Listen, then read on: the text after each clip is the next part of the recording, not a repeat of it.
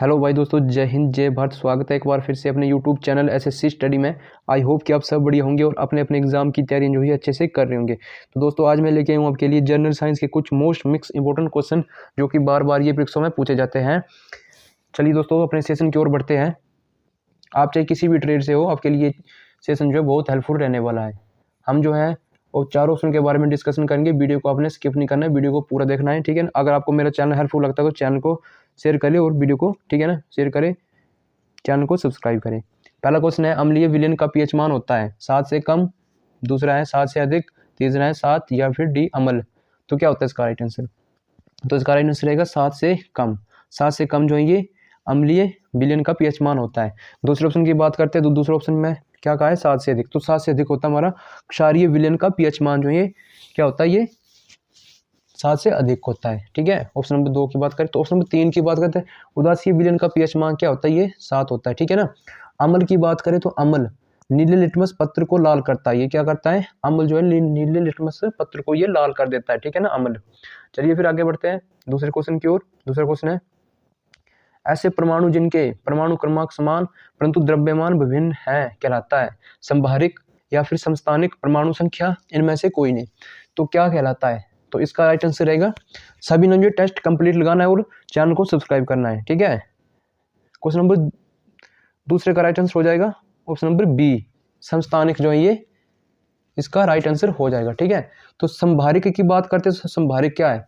संभारिक से क्वेश्चन बनता है कि द्रव्यमान ना संख्या समान परंतु परमाणु को है परमाणु क्रमांक भिन्न भिन्न हो, उन्हें क्या कहते हैं? संभारिक कहते हैं, ठीक है। अब परमाणु संख्या की बात करते हैं, ऑप्शन नंबर सी की जो हम बात करते हैं तो इसमें क्या है कि परमाणु संख्या की डेफिनेशन होती है एक तत्व के प्रोटॉन में ये इलेक्ट्रॉन, वही परमाणु संख्या होती है, ठीक है ना।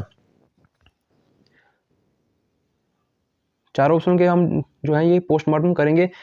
तीसरा क्वेश्चन है, भविष्य के ईंधन किसे कहा जाता है? हीलियम या फिर स्टील या फिर हाइड्रोजन या फिर मीथेन। इसका राइट आंसर क्या रहेगा? भविष्य का ईंधन किसे कहा जाता है? रिपीटेड क्वेश्चन है भाई, सभी को ये क्वेश्चन जो है आना चाहिए। तो इसका राइट आंसर हो जाएगा हाइड्रोजन को है ये भविष्य का ईंधन कहा जाता है। जिसको नहीं पता आपने कॉपी पेन लेकर इन क्वेश्चन को नोट करना है, ठीक है। हाइड्रोजन जो इसका राइट आंसर हो जाएगा भविष्य का ईंधन, ठीक है। हीलियम की बात करते हैं, ठीक है ना। हीलियम, तो हीलियम जो है नोबल गैस क्या कहलाती है? तो ये नोबल गैस क्या कहलाती है, ठीक है ना। आपके एग्जाम में क्वेश्चन बनता है कि इनमें से नोबल गैस है, तो ये है हीलियम, ठीक है। अब स्टील की बात करते हैं, ठीक है। ऑप्शन नंबर बी की हम बात करते हैं स्टील की। तो स्टील ना, ठीक है ना, सबसे बड़ा सबसे प्रयास्त जो है धातु है, सबसे प्रयास्त धातु है स्टील, ओके। अब मीथेन की बात करें तो मीथेन जो है ये हमारी रसोई गैस, मार्स गैस भी कहते हैं इसे, ठीक है ना। रसोई गैस इसे मार्स गैस भी कहते हैं। इसका फॉर्मूला है CH4, ठीक है। अगले क्वेश्चन की बात करते हैं, थायरोक्सिन हार्मोन स्रावित करता है, जठर रस करता है या फिर लार या फिर थायराइड, ये सभी। तो क्या इसका राइट आंसर क्या हो जाएगा, ठीक है। तो ऑप्शन नंबर जो है हमारा 4 का हो जाएगा थायराइड, ठीक है ना, थायराइड ये हो जाएगा, ठीक है। जठर रस की बात करते हैं तो जठर रस का फॉर्मूला होता है HCl, ये ठीक है ना, ये पेट की अम्लता दूर करता है, ठीक है। अब लार की बात करते हैं, ठीक है ना। लार लार जो है टाइलिन में पाया जाता है, ठीक है ना, टाइलिन। जड़त्व का नियम की खोज किसने की? जड़त्व के नियम की खोज किसने की? गैलीलियो ने की, आइंस्टीन ने की, न्यूटन ने की या फिर मेंडल ने की। जड़त्व के नियम की खोज किसने की? आई होप के सभी को पता हो, ठीक है। तो इसका राइट आंसर हो जाएगा गैलीलियो ने जो ये जड़त्व के नियम की खोज की थी, ठीक है ना। अब ऑप्शन नंबर बी की हम बात करते हैं कि आइंस्टीन, ठीक है।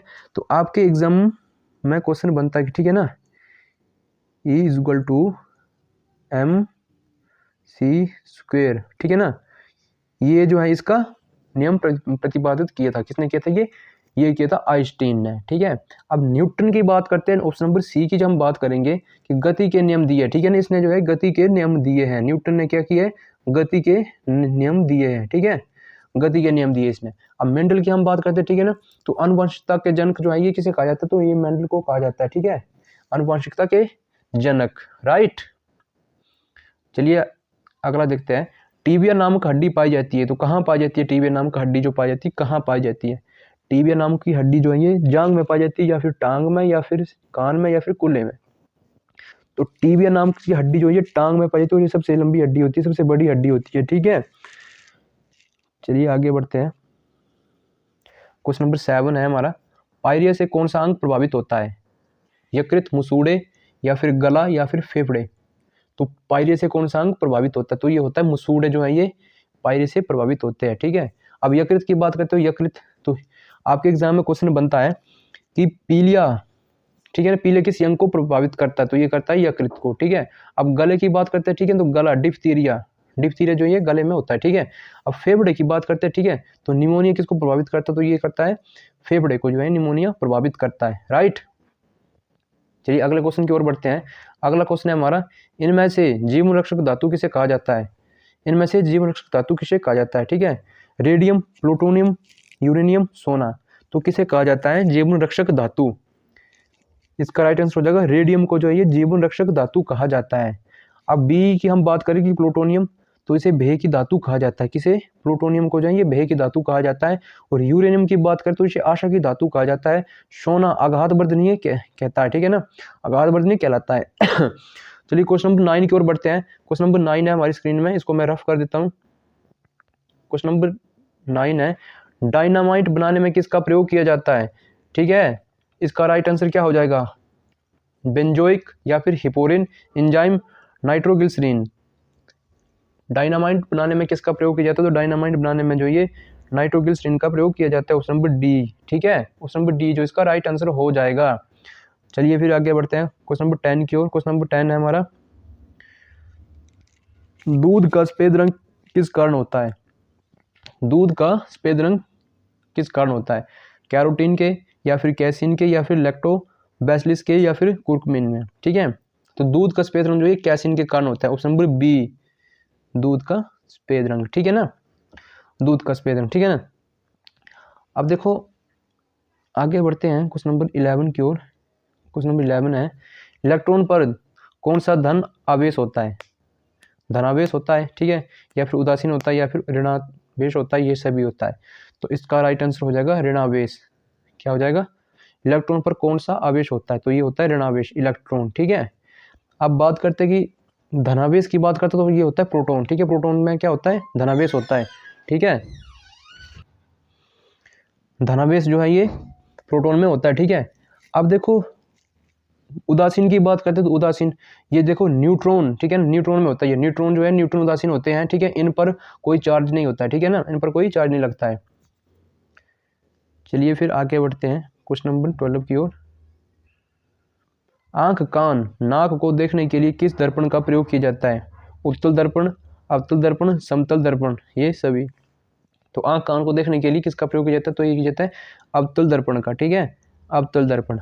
अब उत्तल दर्पण की बात करें, ऑप्शन नंबर ए की जब हम बात करें तो गाड़ी का चालक, ठीक है ना, द्वारा पीछे का दृश्य देखने के लिए किसका प्रयोग किया जाता है, तो ये किया जाता है उत्तल दर्पण की। समतल दर्पण की बात करें तो हम, ठीक है, इसे मोह का दर्पण कहते हैं। ठीक है, मोह देखने के लिए किया जाता है। ठीक है ना, चलिए फिर आगे बढ़ते हैं। अगला है, ग्लूकोज क्या है, निकोटिन या फिर कैफीन, कार्बोहाइड्रेट या वसा। ग्लूकोज क्या है, तो ग्लूकोज जो है ये कार्बोहाइड्रेट है। ठीक है ना, क्या है ये, कार्बोहाइड्रेट। निकोटिन की हम बात करके, तंबाकू का मुख्य घटक होता है, ये क्या होता है, निकोटिन होता है। ठीक है, तंबाकू का जो है मुख्य घटक होता है। कैफीन का बात करें, कैफीन की, ठीक है ना, तो कॉफी का मुख्य घटक जो है ये कैफीन है। क्या ये, कॉफी का मुख्य घटक है। ठीक है, चलिए अगले क्वेश्चन की ओर बढ़ते हैं। अगला क्वेश्चन है, रक्तदाब मापा जाता है, तो रक्तदाब किसे मापता है, स्फिग्नोमैनोमीटर से, मिलीलीटर ऑफ मर्करी से, या लैक्टोमीटर से, या बैरोमीटर से। इसका राइट आंसर क्या हो जाएगा, तो इसका राइट आंसर हो जाएगा मिलीलीटर ऑफ मर्करी से जो है रक्तदाब मापा जाता है। ठीक है, रक्तदाब मापा जाता है। ठीक है, अब देखो इसकी बात करते हैं स्फिग्नोमीटर की, तो ये स्फिग्नोमीटर रक्तदाब का उपकरण मापा जाता है। ठीक है ना, अब देखो रक्तदाब की बात करें तो रक्तदाब कितना होता है, 180 से 120 से 180 mm, ठीक है ना, बटे में H होता है। ठीक है, बटे में H जो है ये होता है। राइट, बैरोमीटर की जो हम बात करें, ठीक है ना, बैरोमीटर की हम बात करें तो बैरोमीटर जो है वायुमंडलीय दाब मापा जाता है। लैक्टोमीटर की बात करें तो दूध की शुद्धता किससे मापी जाती है, तो ये लैक्टोमीटर से जो है ये दूध की शुद्धता मापी जाती है। राइट, चलिए क्वेश्चन नंबर 15 की ओर बढ़ते हैं। तो निम्न में मार्स गैस कौन सी है, O2, CH4, N2O या CO, तो कौन सी है, मार्स गैस किसे कहा जाता है? तो इसे कहा जाता है CH4 को जो है ये मार्स गैस कहा जाता है। ठीक है, किसे कहा जाता है? CH4 को जो है ये मार्स गैस कहा जाता है।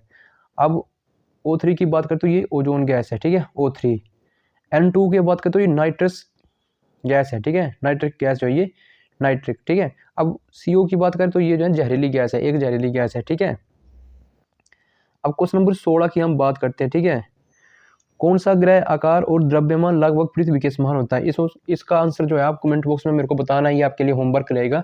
ठीक है, पर हम अदर फैक्ट जो है हम बताएंगे इसके।